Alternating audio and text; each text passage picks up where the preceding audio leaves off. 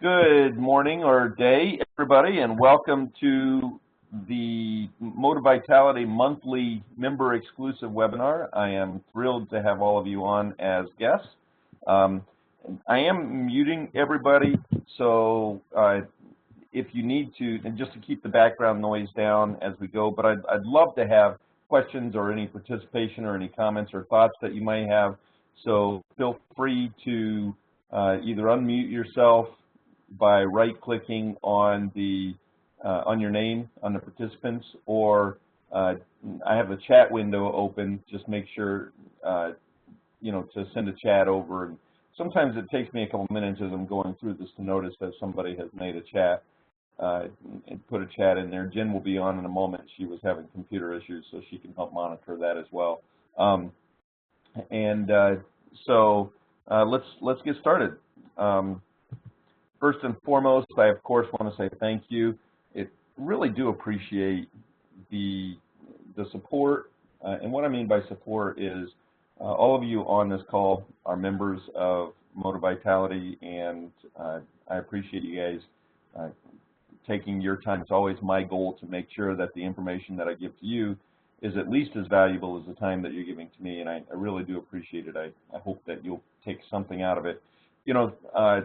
There are some of you who are regulars on the monthly webinars that we do, and some that are just on periodically with the topics. But if you missed one, you can always go back and log in. They are member exclusive, so you'll have to log in to Moti-Vitality, but then you'll be able to watch the old recordings. I do record all the webinars, so you can go back and review those and watch them if there's one that you wanted to catch in the past or from the past. And then the other thing that I want to mention, because there are a couple new people on that haven't really watched these before, is that we try and alternate. So every other month we'll do, like this month is focused primarily on management type stuff. So we're going to talk primarily to owners and managers on this one. That's not to say that sales professionals won't take things from it, but this month's is owner manager focused, and then next month will be focused primarily on sales training. Then the following month, again, I try and do a topic for owners and managers, and so they do kind of go back and forth, focusing on different parts of your company. So that's why you'll see some of them geared, I tend to talk more towards owners and managers on these. So anyway, we'll get started. I don't know why I can't talk today. I'm talking to owners and managers and I can't even talk in general. Maybe not enough coffee. I don't know. So it feels like I'm stuttering around. Anyway. As you know, and you guys, those of you that have been on my webinars or heard my presentations, basically I start them all off with this, and I really think that this should be your guide in a sales presentation, but also it should be your guide in a management situation. If you are an owner or manager of a team, then really make your focus on giving your team. And people would they asked me what my job was when I was sales manager, and we had at one point a team of 14 sales professionals that I was responsible for serving, and people would ask, well, what do you do? What's your job? And I said, my job is to work for the sales department. And I thought you were the sales manager. It was. That was my job. But you would never, ever, ever hear me talk about one of the guys or ladies. Jen was one of those individuals at one time. You'll never hear me refer to any member of the sales team as one of the guys who worked for me. What you would always hear is me refer to them as the team that I work for. Oh yeah, that's one of the guys I work for. And the reason I phrased it that way was because that's the way I believed.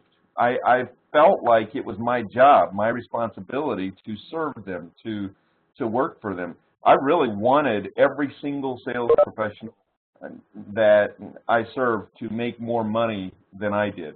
I got some nice benefits as sales manager. You know, I got a company credit card and in the truck and stuff like that. You know, a gas card was always nice. Man, I missed the gas card. but mostly I wanted, you know, I also had a salary. I didn't have the you know, the job that the sales guys had. They were, I mean, that's a tough gig, man. I mean, it's hard. And so I felt like they deserved, these were the guys that and ladies that made me look good. If I did my job and gave them all the tools that they needed to succeed, they were the ones who made me look good at my job. You know,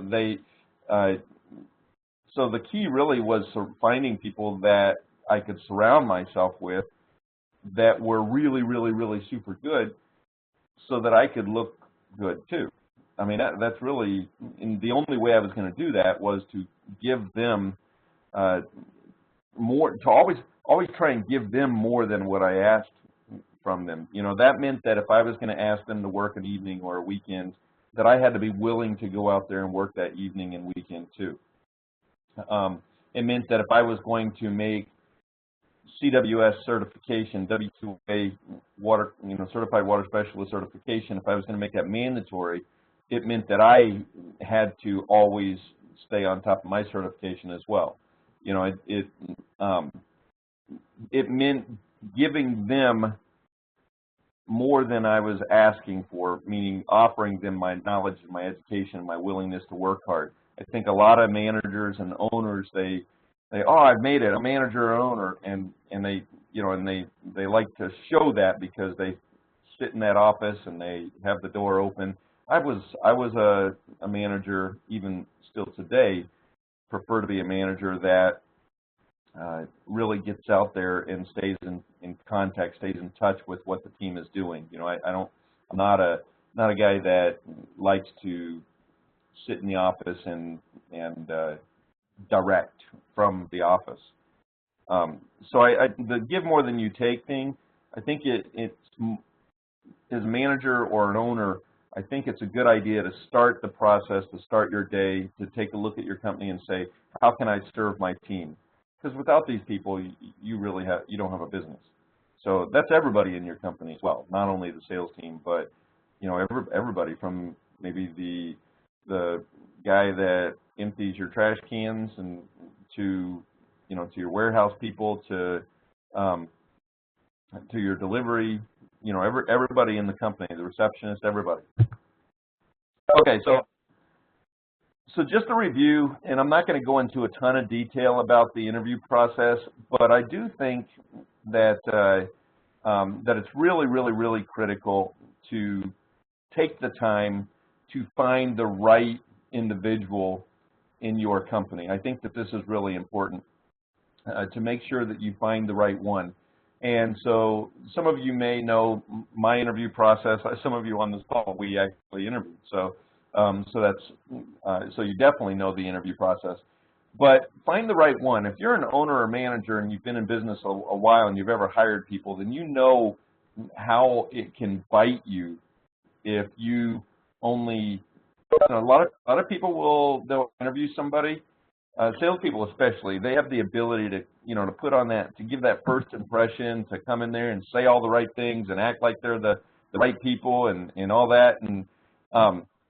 And if you hire the wrong individual, it can cost you a ton of money in the long term. I mean, you know, whether it be a stolen test kit or just, and more, even worse than a stolen test kit, you know, the bad reputation to have a salesperson go out there and misrepresent your company or your product or your service. I mean, that can cost you a ton, especially in the days of social media. So I recommend that if you're going to bring somebody into your company, and I think it's especially critical with anybody that is talking to your customers, anybody that has any contact at all with your customers, I think it's really critical that you do a very thorough interview. So in your interview process, so those of you that know what Moti-Vitality's process is, I mean, we have a 4-step interview process. We usually spend 8 to 10 hours with the candidate before we even consider bringing them on. And especially if we're hired by a company to do that, then we do our very best to make sure that we have the right one. But if you are going to do it, then if you're bringing those individuals on, whether you're having help, like, you know, through somebody like us, or you're doing it yourself, then you got to commit to doing it first and foremost. That means that you've got to spend the money.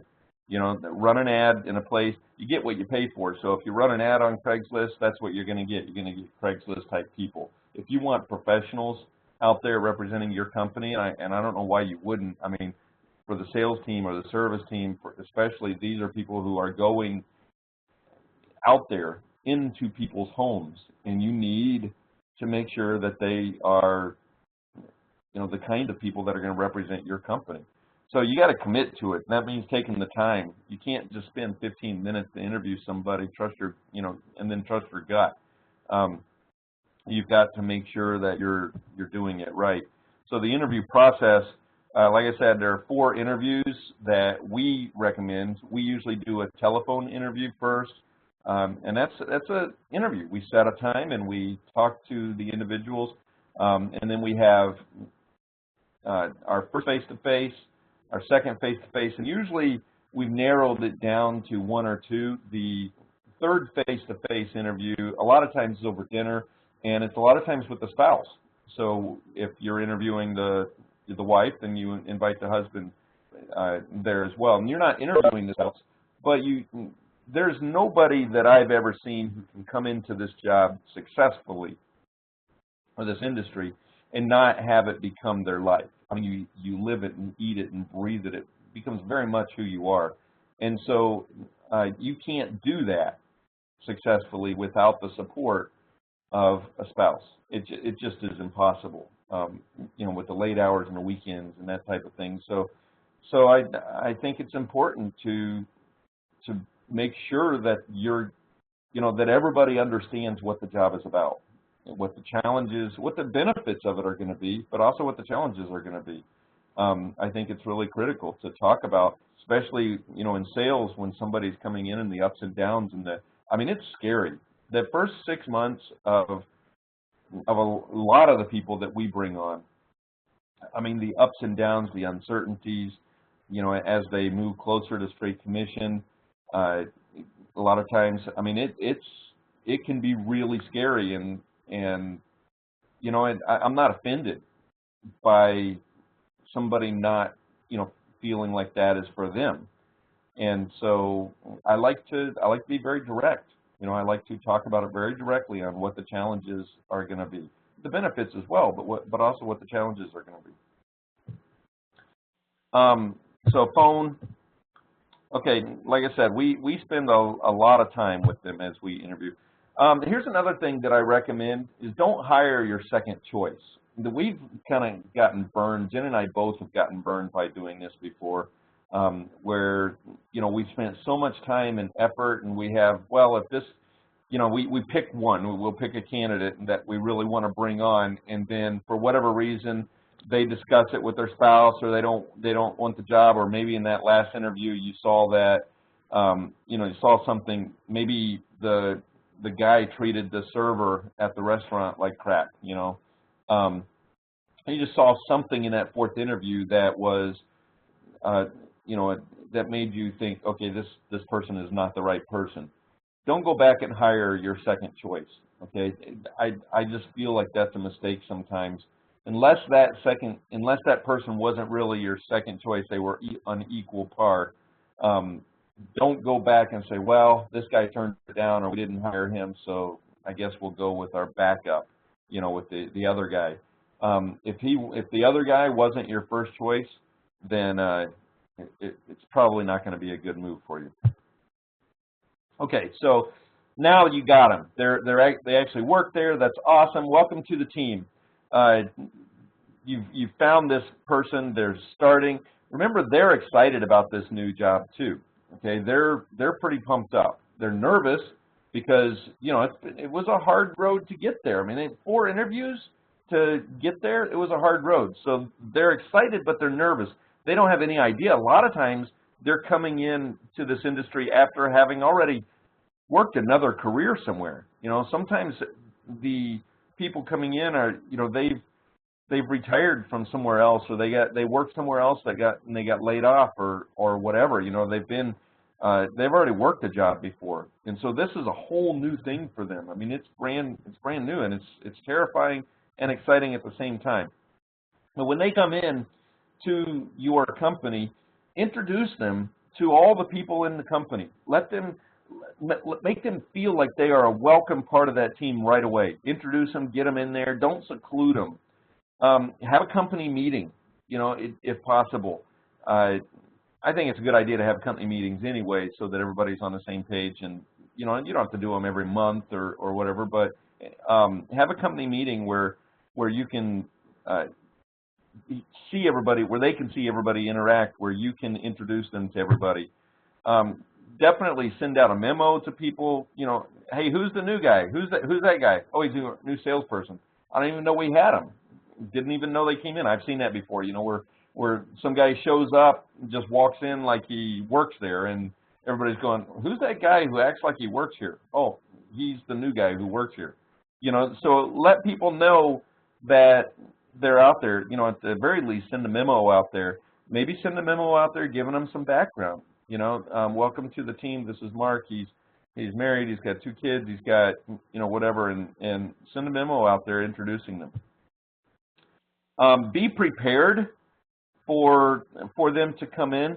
This is one of the things that Jen and I run into, and I got to tell you, it's very, very, very frustrating to have this. It's frustrating for the sales professionals that we bring on, and I think it's really important to be prepared for them to start. Okay, so are they going to have an office? If so, make sure that it's cleaned out and ready to go, that it's up and ready. You have a place for them to make phone calls and to file stuff or to do all that, to do what they need to do. Business cards is one of the most annoying things. Companies, I don't know why, when Jen and I order business cards, and our business cards look really good. I think they look nice. When we order business cards, we go through Vistaprint, actually, is who we usually use. We order them and we have them within 2 or 3 days after we order them. For some reason, it's not uncommon for us to have a company that we bring somebody on with to tell us that it takes 3 weeks to get business cards in. I don't really understand that. And in today's day and age, I guess it's possible, but if it takes 3 weeks, it's usually 2 weeks after you offer somebody a position that that they start. So get those business cards ordered early. I mean, hand them to them. Now, here's another thing that I hear sometimes. I hear our clients, Moti-Vitality clients, or business managers or owners, they'll say, well, I'm hesitant to hire to order business cards for them because what if they don't make it within that first 30 days or so? Are you serious? You just spent $400 on an ad, and you got a test kit for them. I mean, you're spending. There's a lot of money that it takes to get to hire somebody, to hire the proper person. Business cards are what, $40, $50? Man, get them some business cards. They need something. I mean, what a great way to welcome them to the team, to show them that that they're part of something. And how insulting is it if they feel like you don't think they're going to stay? So I mean, start it off with welcome them to the team.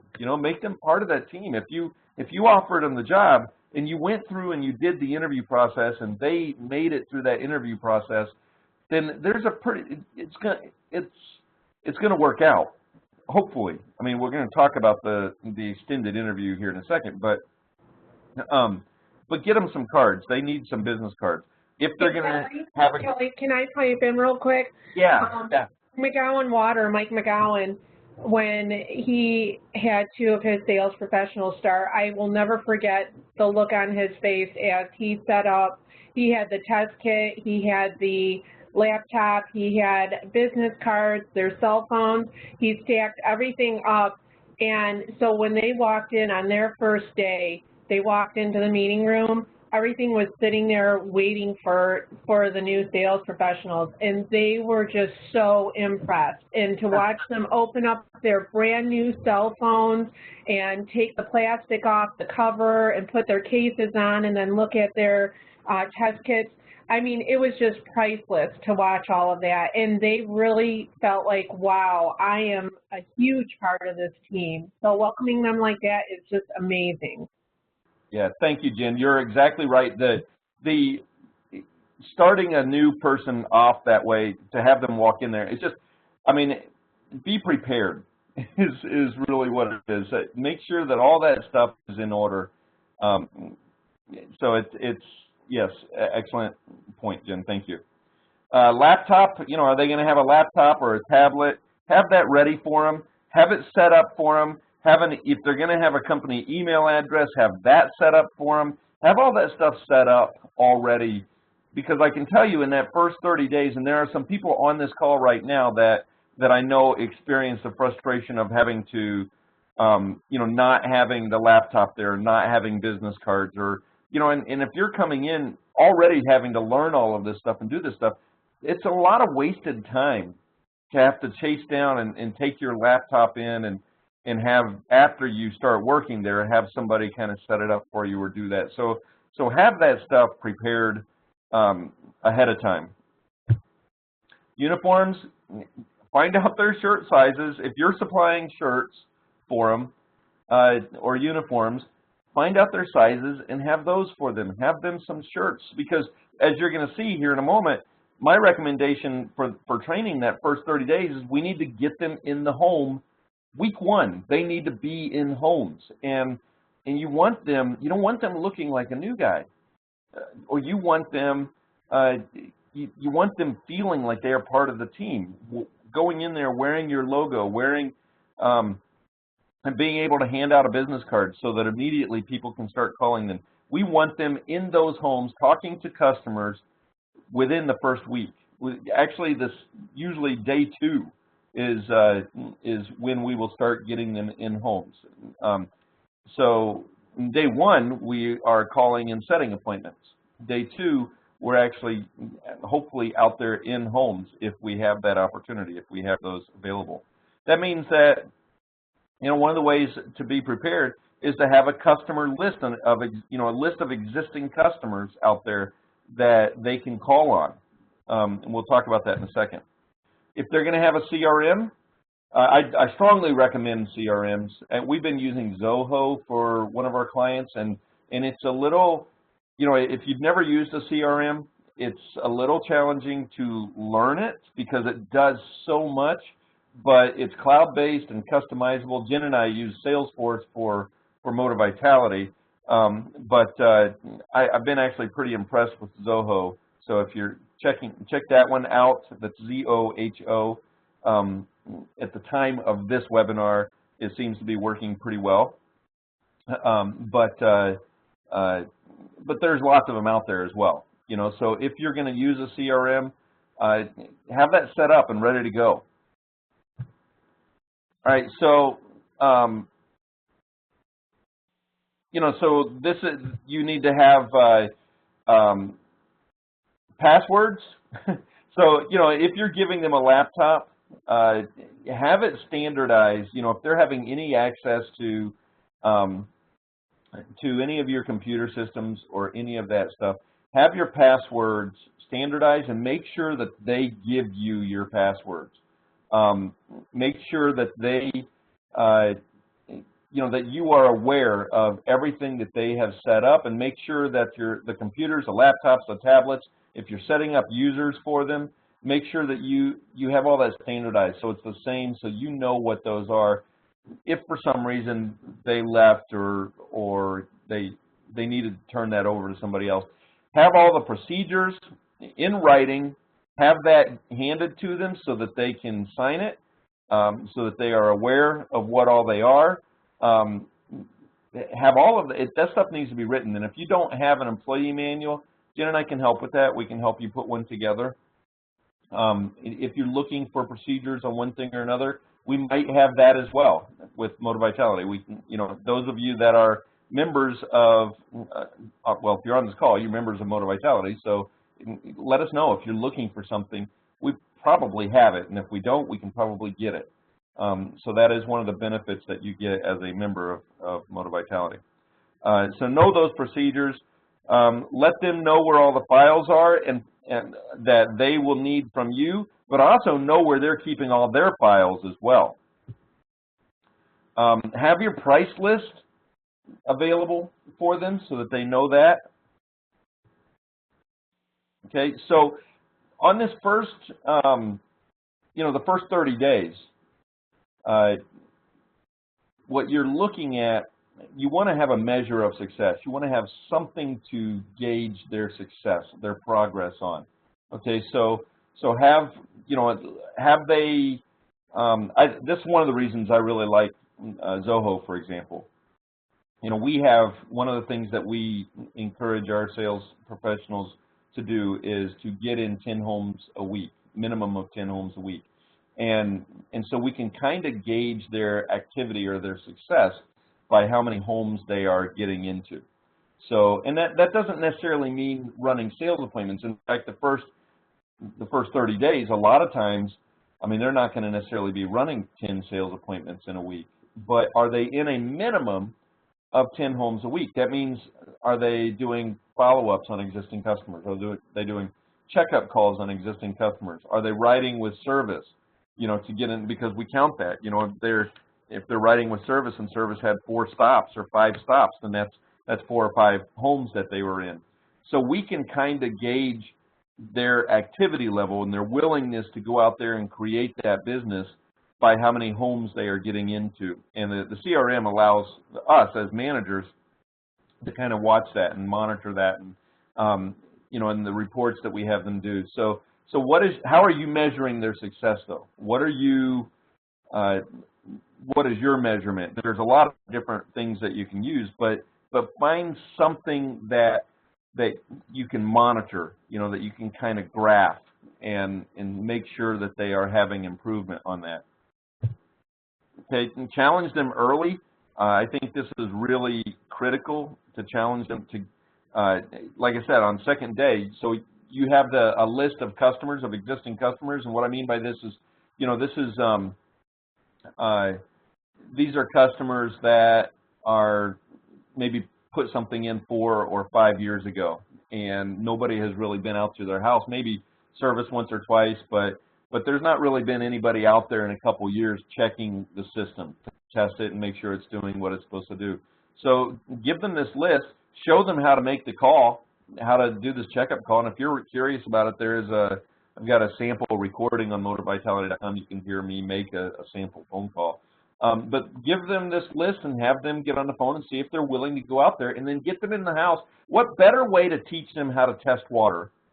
I mean, you can teach them how to use a test kit in the office, but what better way than to teach them a plumbing assessment and how to test water and how to actually talk to a customer than to get them out there in front of actual customers that have purchased stuff from your company before, okay? The customer will be thrilled about it because it's just a service that hardly anybody offers, because it doesn't cost anything for them. And the sales professional is going to learn how to do all this stuff. They're going to learn how to do this plumbing assessment. They're going to learn how to test the water. They're going to learn how to talk to customers. And there may be legitimate sales opportunities there too.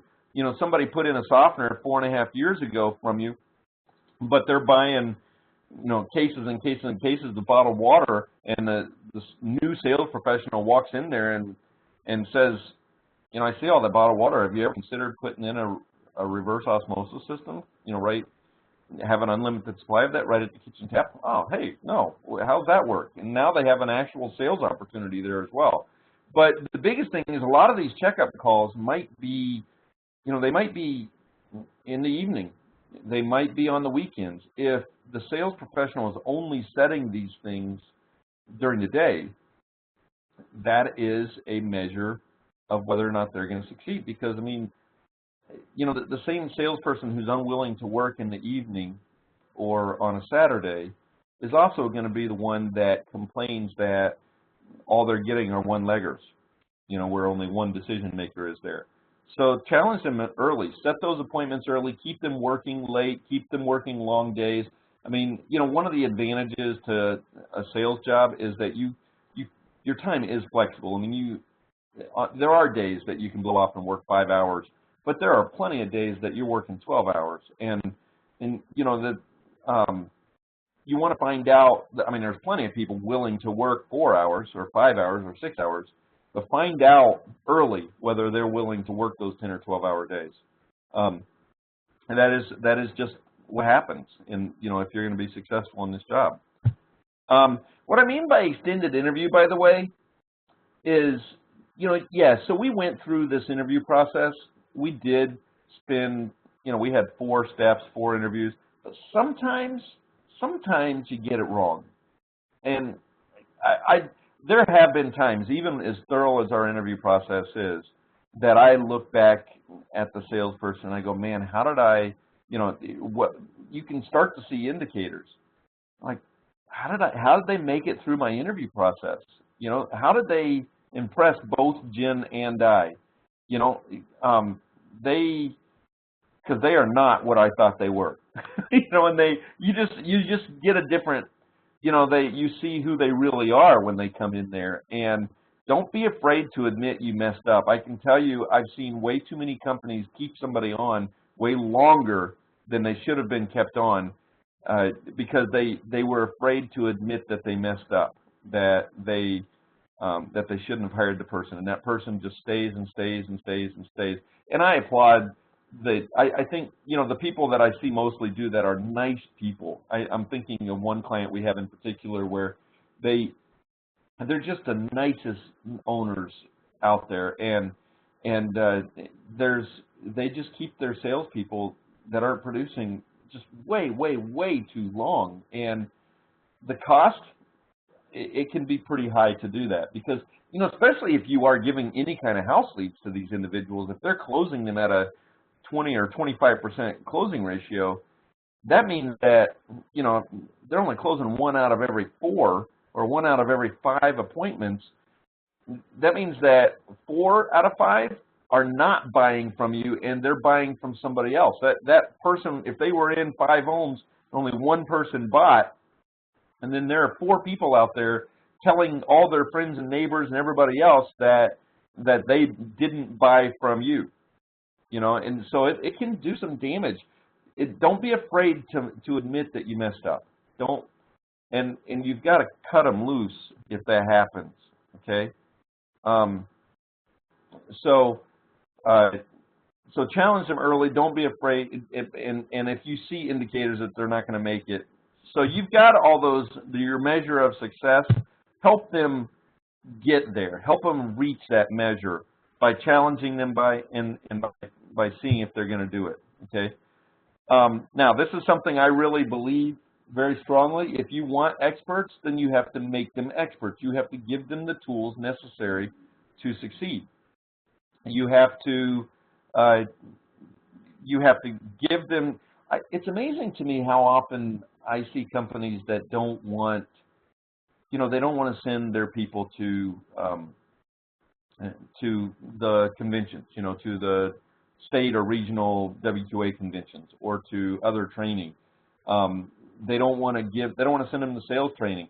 And the conventions thing, I hear owners say, well, I don't want to send them up there because, I don't want them recruited by somebody else. Well,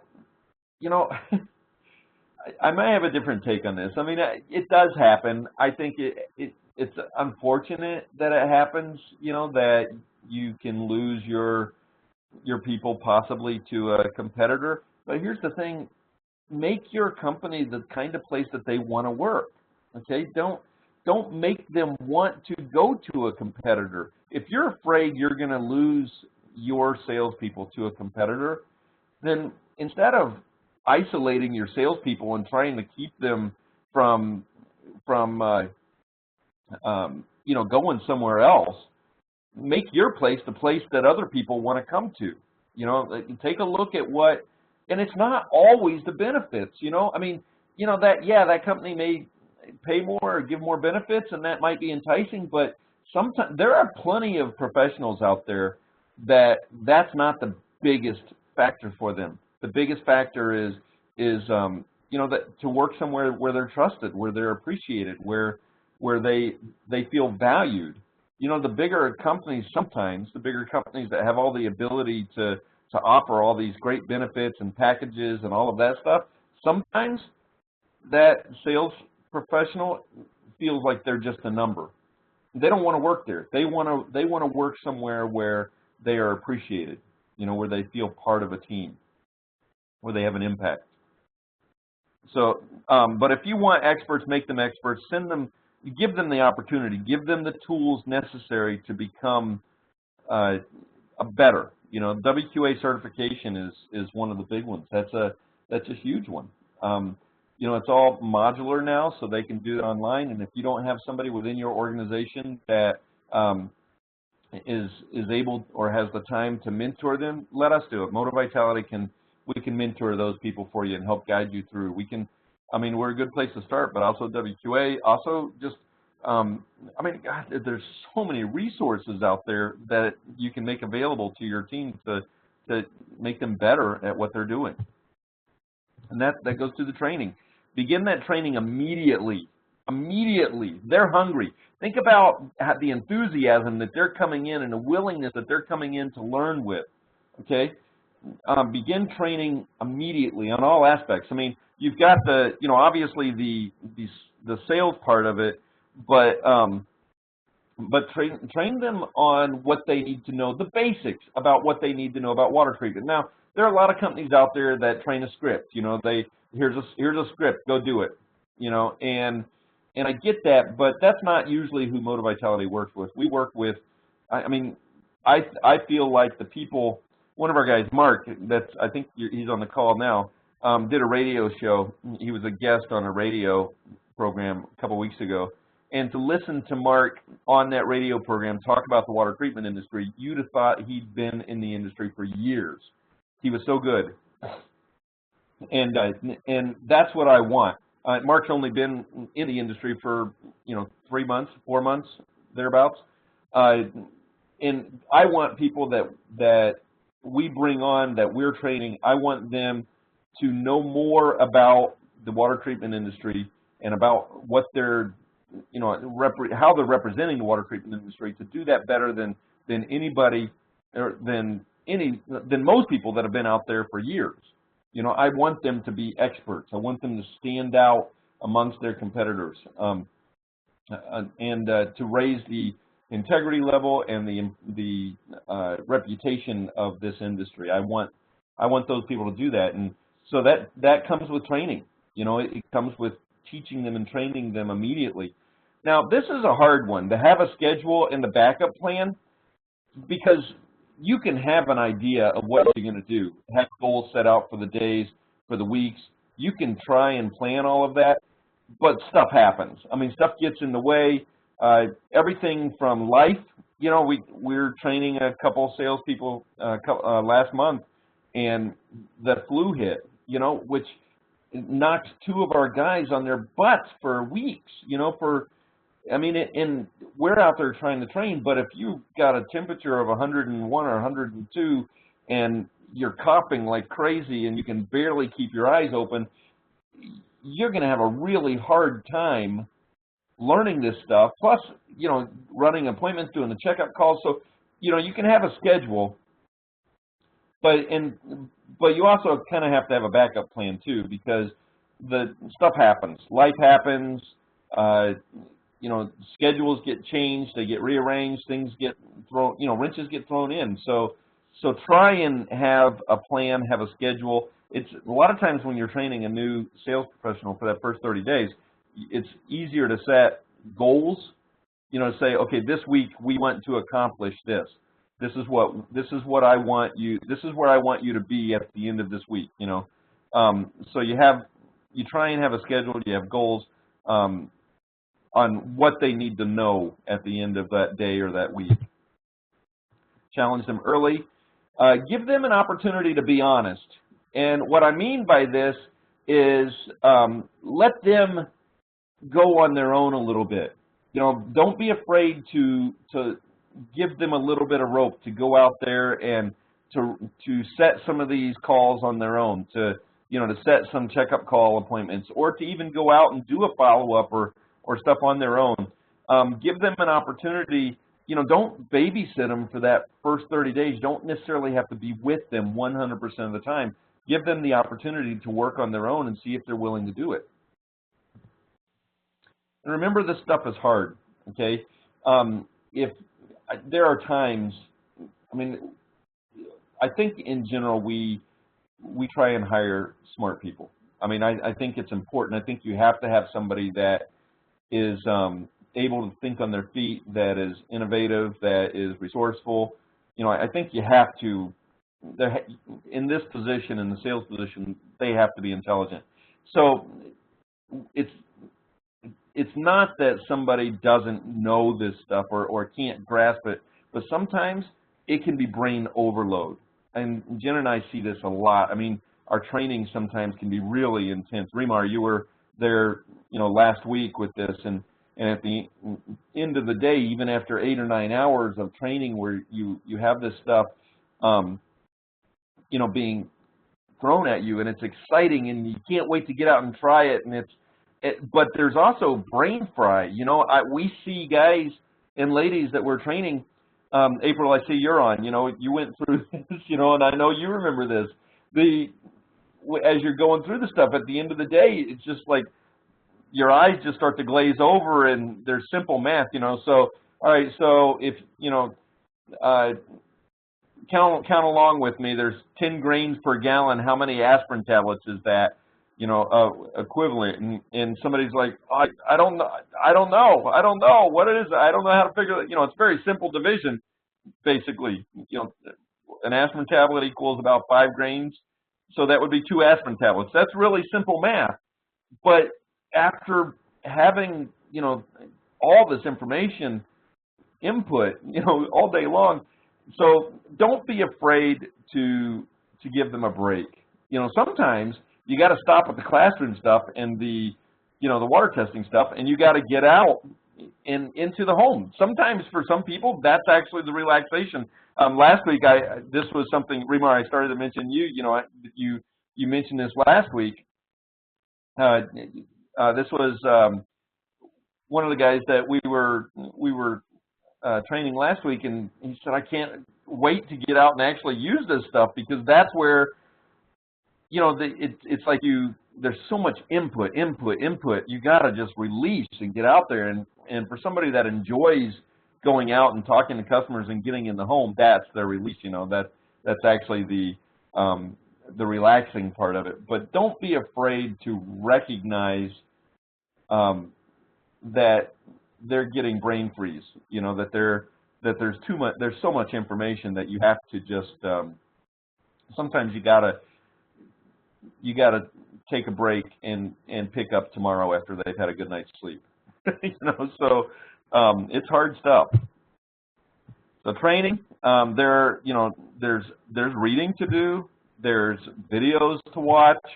Hands-on is probably the most important. That is absolutely the most important way to train them. Get them in those homes, riding with service. Everything I'm seeing here. Oh, right. Okay. Jen's making a comment on that. Got it.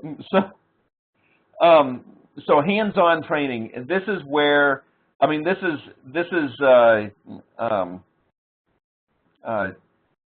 get them in those homes with those existing customers, get them riding with service, get them testing that water. I mean, there's only so much you can do in an office where, where you have a training sink and oftentimes soft water, get them in those real world situations as much as possible. That's where they're going to learn. I mean, the stock canned, get it canned, there's spam there, the canned presentation, that's rarely going to happen. I mean, the training's got to happen in the real world. Other employees, don't be afraid to send them out with other employees. Although, one of the things to be aware of is your veteran sales professionals, the ones that kill it out there, that are closing, they're 80% closing ratios and they're doing a great job. And those are not always the best people to send your new people out with. In fact, I am more apt to send a new sales professional out with somebody who's only been selling for 6 months versus somebody that has been selling for 6 years. And the reason is because the person who's been out there for years, they've gotten good at it. Even if they're closing at an 80% closing ratio, I mean, my sales presentation is way different when I'm out there by myself and working by myself than it is when I have a sales professional with me. When I have a sales professional with me, I'm in training mode, and so I'm doing sometimes things in the presentation that they're for the customer, but they're training. That veteran, he's going to make it look easy. And what the new person is not going to see is the years of experience that allowed that veteran to do it. The veteran may be at the point where, I mean, the veteran actually, frankly, could learn from the new person, because the veteran often is not doing the soap demonstration or the tea demonstration, or they've taken some shortcuts. They're doing some of those things. So veterans are not always the best. Send them with the person that is doing that thorough presentation that they can learn from. Avoid the toxicity that happens, especially in an organization. If you have somebody who's negative, who's always whining, these people are coming in, they're pumped up, they're excited. Don't put them with somebody that's going to be a Debbie Downer, somebody that is just toxic. Avoid putting them with. And if you have somebody like that in your office, that is toxic, you might want to consider eliminating the toxicity from your office. I mean, get rid of it. It never helps anybody. If there's somebody that you don't want to send your new people with because you're afraid that they're going to be negative all the time, that person, get rid of them. I mean, anyway. All right, Jen, I think you're commenting on my grease board stuff there. And I don't know where I come up with it. It's just, it's a scary place inside my head. Okay, so do as I do, not as I say. Be willing to get out there and teach them. Like I said, don't direct them. Be willing to get out there. One of the sales professionals that we brought on recently said this to me, and it was a great compliment. I really appreciated it. That he said that he'd seen a lot of sales trainers before, but one of the things that he really appreciated about Jen and I is that we were willing to pick up the test kit and go in the home. We're not doing it from out there. So if you want to train them, you want them to work those hours, you be willing to do that yourself. Be willing to, don't ask them to do something that you're not willing to do, or at least that you haven't done, that you can prove that you've done. Set a precedence. Set the precedence for, meaning, have them do the timesheets, have them input the stuff into Zoho, and don't let them get away with it. If they don't, while they're early there, you can't, have them do the follow-ups, on their calls, the follow-ups after the sale, right? If that's going to be a requirement and you're saying that, don't let them go weeks without doing follow-ups and then go, hey, well, you haven't done your follow-ups in the last couple months. You should do that. No, you got to set a precedence. You got to let them know that the follow-ups are a requirement, or sending in reports are a requirement. Set that precedence and remind them that they have to be done. Don't let them get away with it once, because, you know, and then go back a couple months later and say, you know, this, we told you you had to do this, and they're going, well, I haven't done it in 3 months. Why are you just now saying it now? You know, so make sure that you hold them accountable, and you set the precedence to let them know that you are going to be holding them accountable. Ask yourself, do you want lead runners or lead creators? And I don't mean this to be an endorsement of one over the other, because there are some companies out there that their goal is to supply leads to their salespeople. You know, that's what they do. That they want to give those leads, and that's fine. That's, you know, if you want people that are, you know, just going to go run those leads, that is a marketing strategy to put a lot of money into advertising, and if you want them to be creators, if you want them to be out there actually creating business, then you've got to give them the tools necessary to become a professional and teach them how to do that. So challenge them early on that. Like I said, evening and Saturday appointments. Give them homework, and this goes back to give them a chance to be honest. You know, give them homework and see if they do it. See if they actually complete it. Get them in the homes. You can do that with the existing customer list. We already talked a little bit about that. Service calls.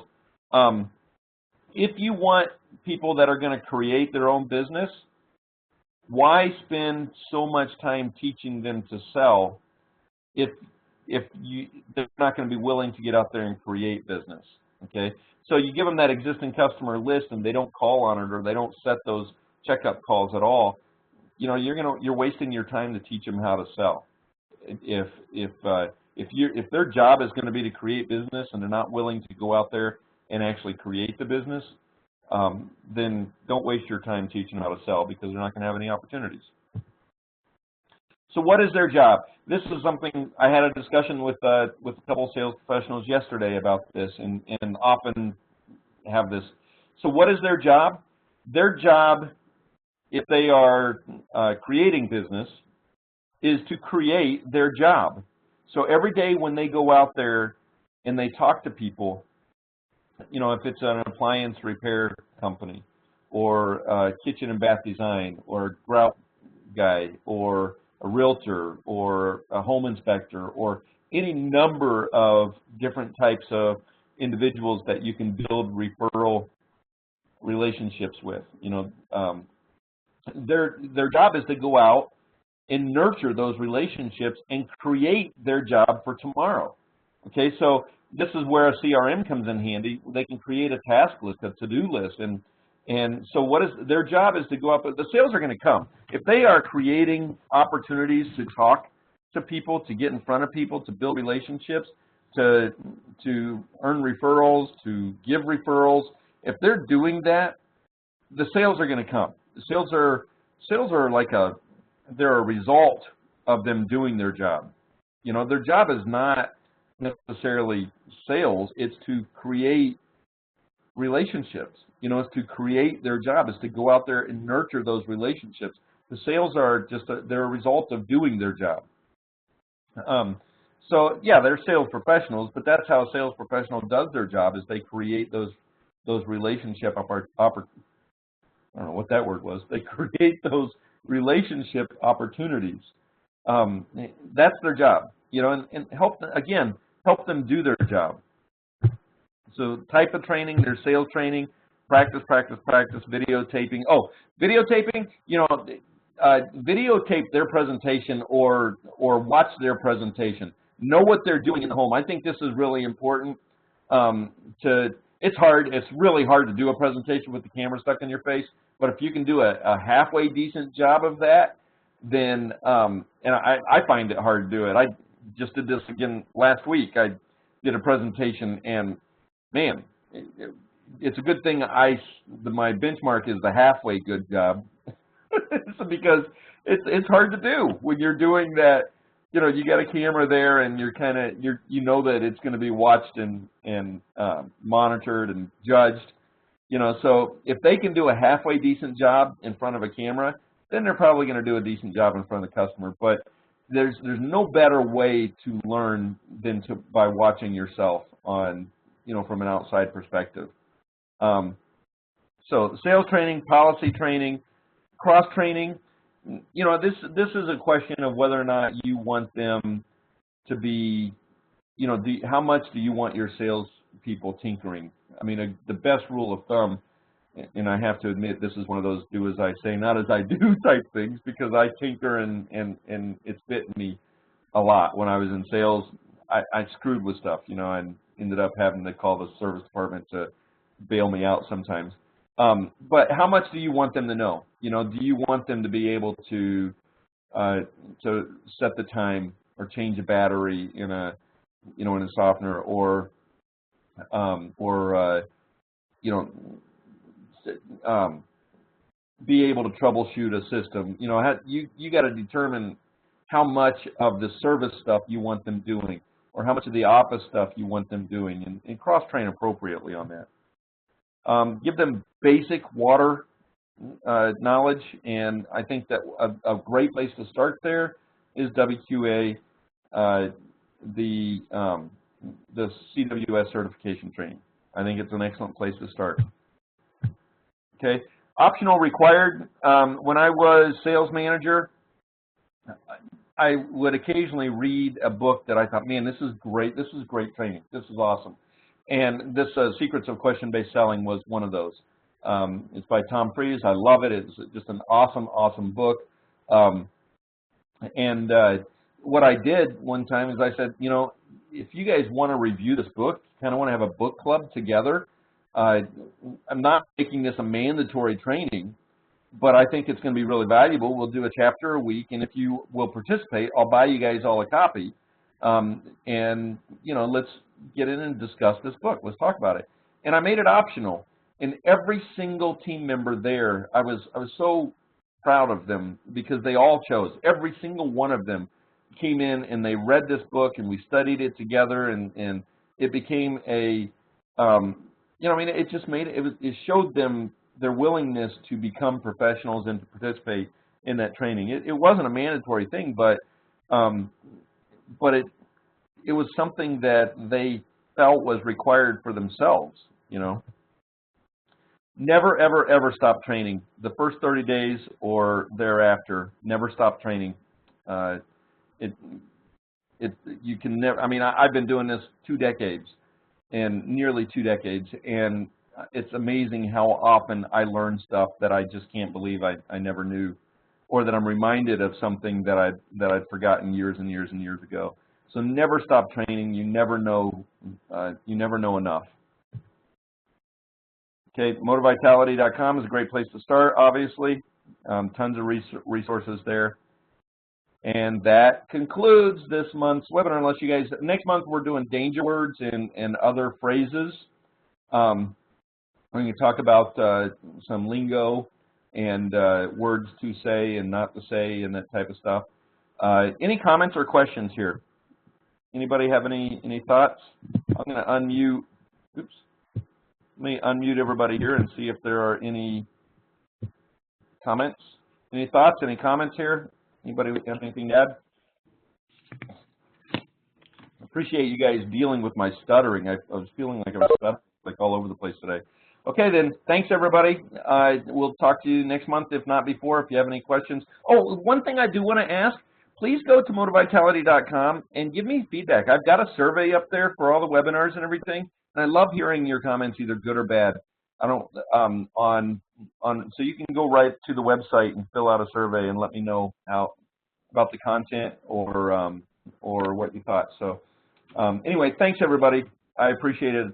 We'll talk to you next time, if not before. Thanks, Kelly. Thanks, Jen. Thanks, Kelly. Take care.